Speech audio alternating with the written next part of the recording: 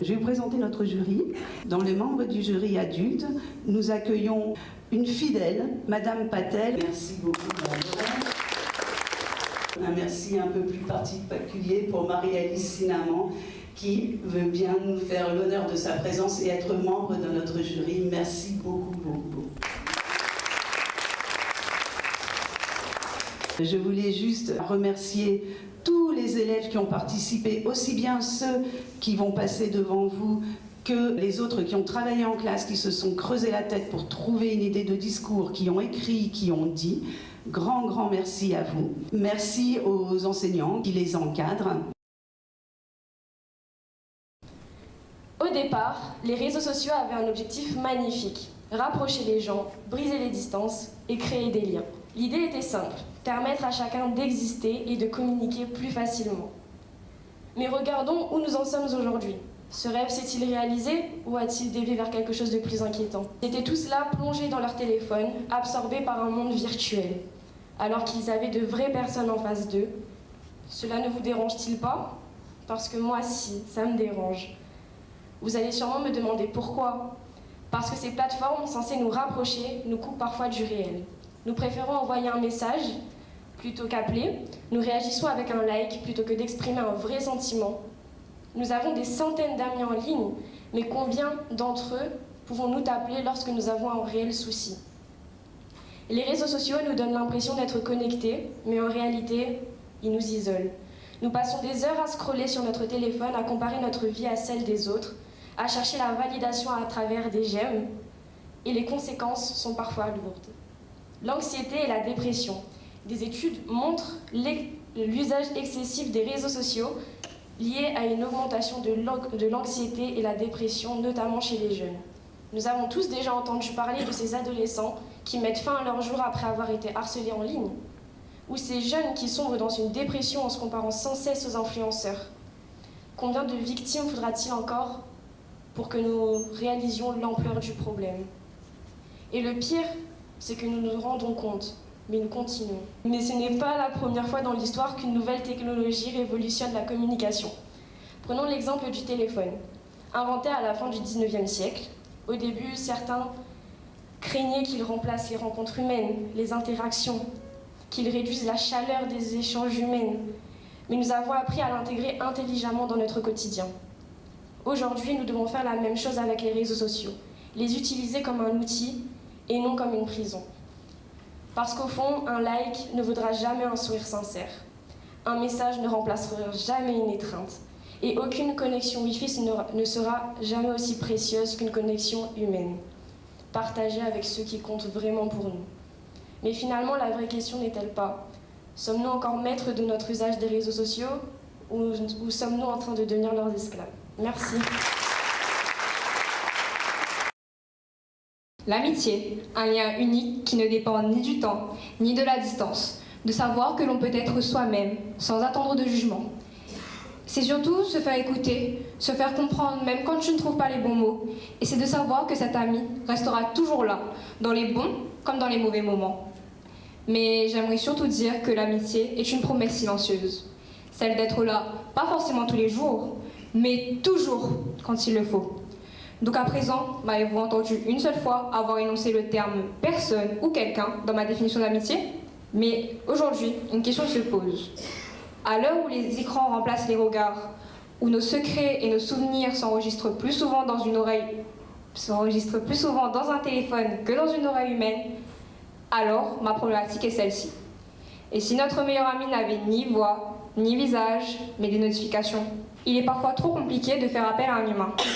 Alors, derrière nos téléphones, nous pouvons y trouver bien plus qu'un simple écran. On y trouve une mémoire, une écoute, une forme de présence. Nous savons tous que, de nos jours, vous tous ici présents êtes scotchés à vos téléphones. Ou je me trompe? Mais moi-même y compris. Pour certains, ce n'est qu'un outil.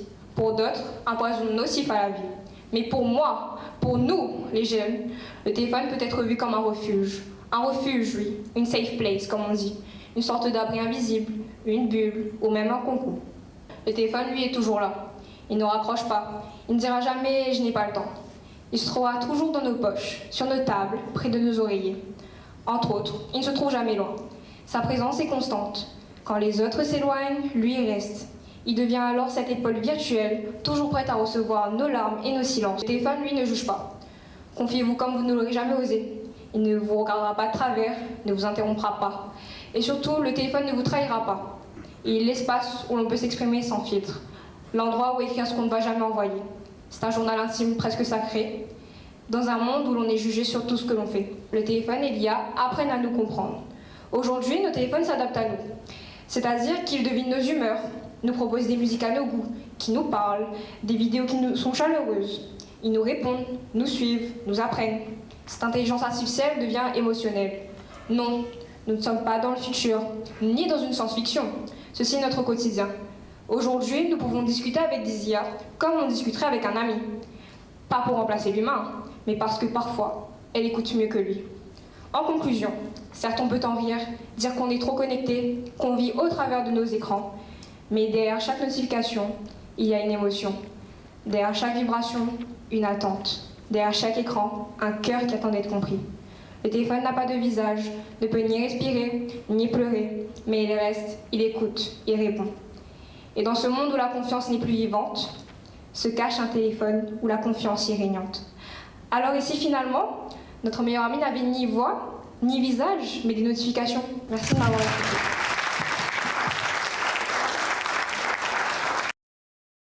Décembre 1848. Demain, Marie et tous leurs semblables se trouvaient ici. Heureux. Mais heureux pourquoi? Heureux car leurs chaînes ont été brisées. Heureux car ils ne subiraient plus le joug d'un maître. Heureux parce qu'ils seraient enfin libres. Comme vous le savez, il y a 177 ans, Sardaghariga annonçait au peuple réunionnais « Notre peuple, l'abolition de l'esclavage ». Abolition de l'esclavage? Oui, mais et la colonisation? Près de 120 ans se sont écoulés avant que les peuples ne puissent disposer d'eux-mêmes et jouir enfin de la douce liberté.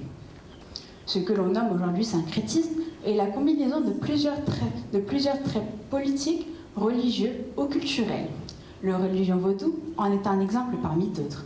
En effet, celle-ci est l'association d'éléments de la religion africaine traditionnelle, du catholicisme et de l'animisme.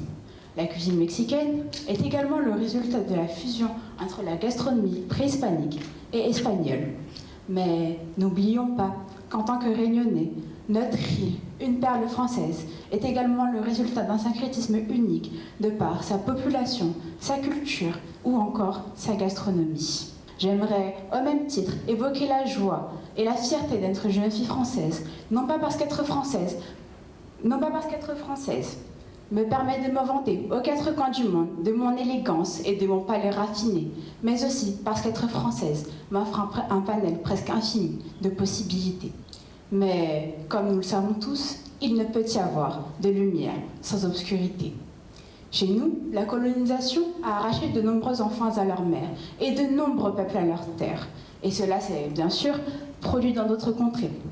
Allons plus loin, au Groenland, un territoire autonome sous la souveraineté du Danemark.